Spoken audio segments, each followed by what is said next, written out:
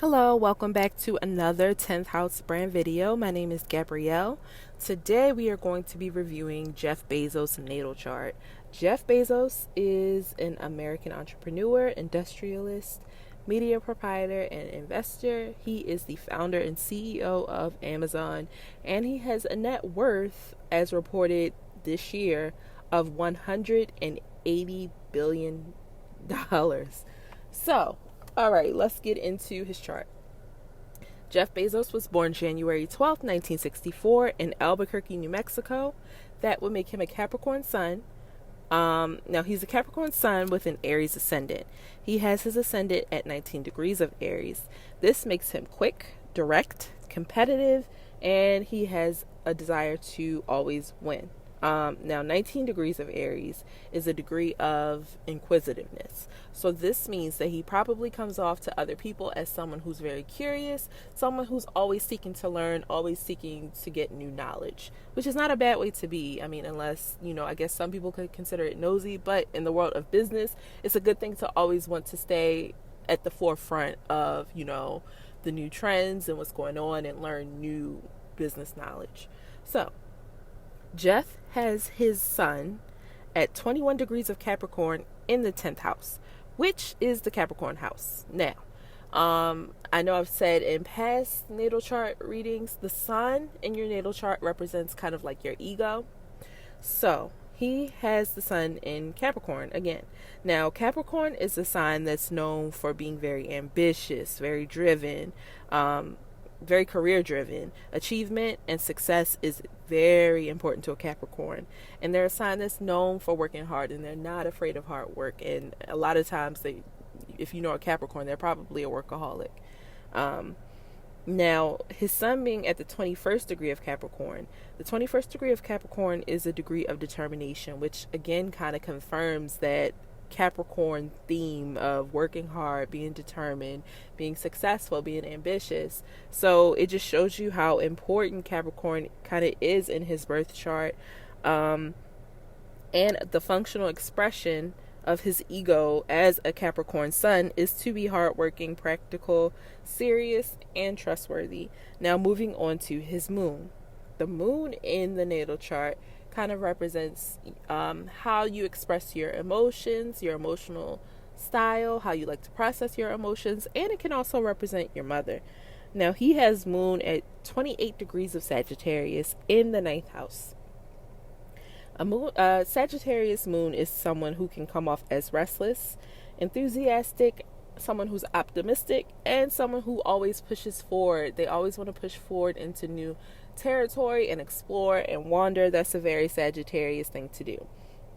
Now, the 28th degree of Sagittarius indicates a love for precision and someone who can be somewhat timid and mistrustful, but if the entire natal chart allows it, this indicates a degree of luck. And obviously, with a net worth of $180 billion, he's somewhat lucky. Like, we can see that clearly. Now, he has moon in the 9th house, which is the Sagittarius house in the birth chart. People with their moon in the 9th house, they're rarely satisfied with where they are currently in their life and their surroundings. They always want, I guess, kind of more. They're always constantly moving for a new and different situation, which is a very Sagittarius thing. And I guess it's a good thing in business to not kind of be like satisfied and settled with where you are, but to always push forward into new territory. That's a great thing. They also have a high need for constant stimulation. They're naturally curious and they're natural thinkers, and more often than not, they are considered by others as very intelligent and wise. Now, the downside of kind of having your moon in Sagittarius is he's probably not very emotional, or he could be not very emotional in his personal relationships because he devotes everything that he has to his businesses.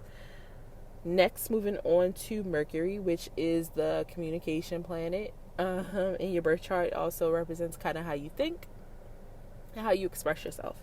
So he has Mercury at 5 degrees of Capricorn in his 9th house, retrograde.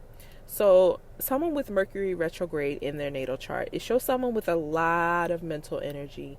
He can be somewhat of a fact collector. People with Mercury retrograde tend to be somewhat introspective and creative, and they're excellent at processing information. They have a desire to just get out here and just collect knowledge. So I think that's kind of a theme that we're seeing in his chart. Like he always wants to learn something new, or to be kind of on the leading edge of things.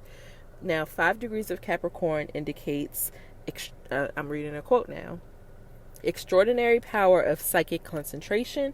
Therefore, unless unfavorably aspected elsewhere, success ought not fail the native. So this is basically a success indicator. Him having his Mercury at 5 degrees of Capricorn in the 9th house is a success indicator.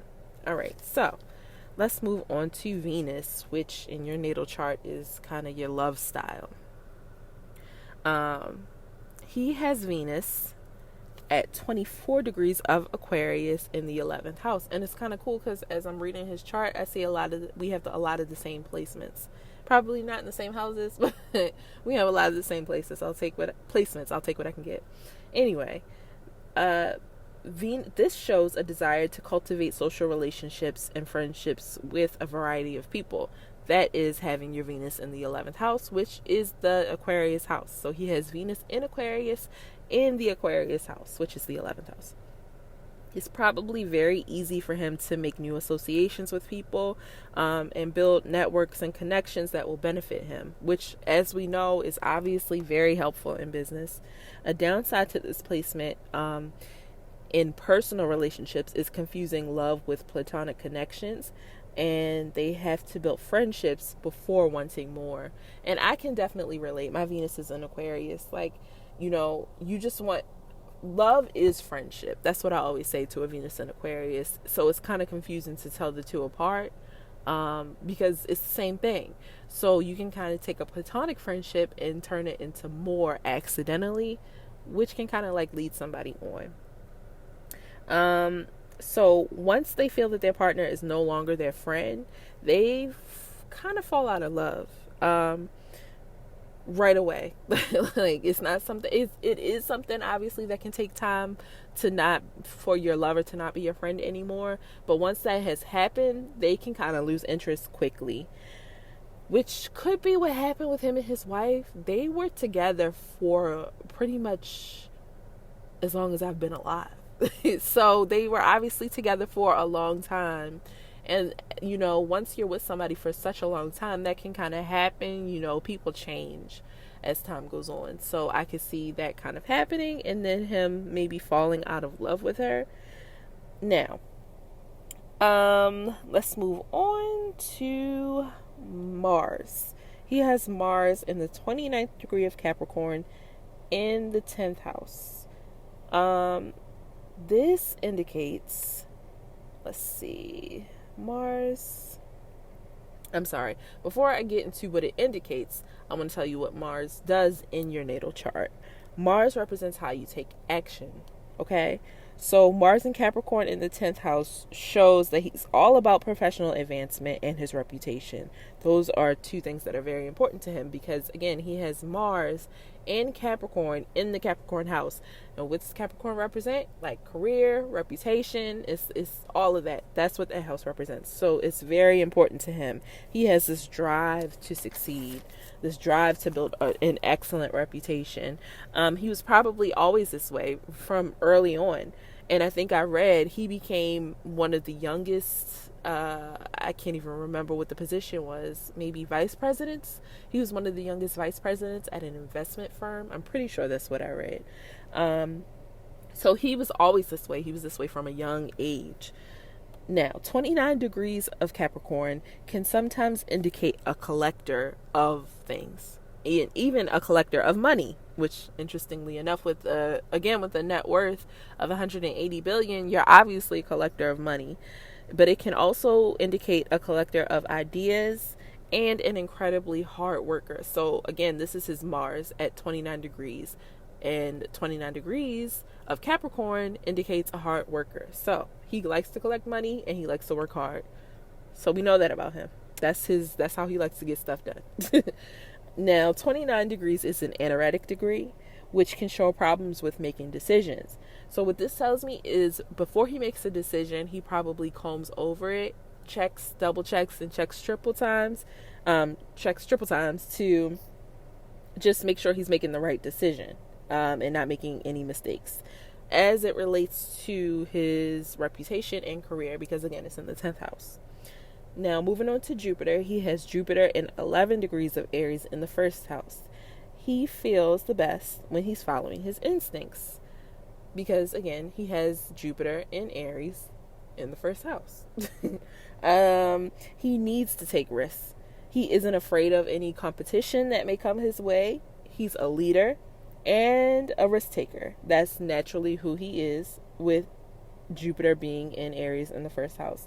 And he enjoys beginning new projects and beginning new things and new businesses. He's meant to be on the leading edge of things because Aries, again, is the first sign in the zodiac. So they're starters. They're a cardinal sign. Cardinal signs, anyway, they like to begin things. But Aries being the first sign, that's kind of what he's meant to do. He's meant to be on the leading edge. He's meant to start things. He's meant to be a risk taker. Aries are definitely known for that. They're sometimes known for, I guess, kind of leaping before they think. And I don't really think it's that. I think it's just that they are meant to follow their instincts more so than maybe other signs. So, he may also have somewhat of a temper, with Aries being the sign in his first house and with Jupiter being in that first house, because whatever Jupiter touches in the birth chart, it expands. So with Aries being the sign of the warrior, I could see him kind of maybe sometimes snapping a little bit quickly. So anyway, 11 degrees of Aries indicates a dreamer and triumph. It can also indicate spiritual intuition. So like I said about him following his intuition and that being what feels best to him. Now, moving on to Saturn, he has Saturn at 21 degrees of Aquarius in the 11th house. Now, Saturn in the birth chart is the planet of kind of karma, responsibility, blockages, anything like that. So with Saturn being in the 11th house in Aquarius at 21 degrees, he may prefer one-on-one interactions with people as opposed to huge groups. It's important for him to go against the grain, which is a very Aquarius thing to do. Aquarius always follow the beat of their own drum. They don't go with the crowd. And he must retain his unique individuality and expression. That's very, very, very important with Saturn in the 11th house in Aquarius. Now, 21 degrees of Aquarius is a degree of admiration. So what this tells me is that many people admire him and enjoy being around him, which, I mean, if my net worth were 180 billion, a lot of people would enjoy being around me too. So I get it. Moving on to Uranus. He has Uranus at the 9th degree of Virgo, retrograde. Now, Uranus is the planet of originality and freedom, and it's in the house of work. I'm sorry, I don't think I said that he had it in the 6th house, but yes, he has Uranus at 9 degrees of Virgo in the 6th house, and it's retrograde. So anyway, he has it in the house of work, routines, and health. This tells me that he does unexpected things when it comes to his career. This shows a period where he will literally disrupt the way that things are done concerning his work particularly. And as we know, he started Amazon, which literally changed the way that things are shipped, the way that things are ordered. Like, he is a leader. He's a pioneer when it comes to that. So he literally disrupted his area of work. 9 degrees of Virgo is a degree that attracts friends and money. It's a degree of seductive fortune, which is that's a great degree to have your Uranus at. I would want my Uranus at that degree, but it's not. So, okay. Anyway, he's doing these unexpected things in the area of work. He's attracting his fortune. So, hey, that's a wealth indicator, another wealth indicator if I've ever seen one. Moving on to Pluto. He has Pluto at 14 degrees of Virgo in his 6th house retrograde. So what this means is he probably keeps his desires for power and control to himself. Like, he doesn't really share that with other people, but he has them. He literally transforms the way that things are done in his area of work and career, which is what I just said with Uranus. Like, he transformed the way that things are shipped. 14 degrees of Virgo indicates success, and it's also a degree of devotion. So he's devoted to transforming the area that he works in. Like, that was his expectation. He devoted himself to that, to just building something new, something that would transform. Now, moving on to Neptune. He has Neptune at 17 degrees of Scorpio in his in his 7th house.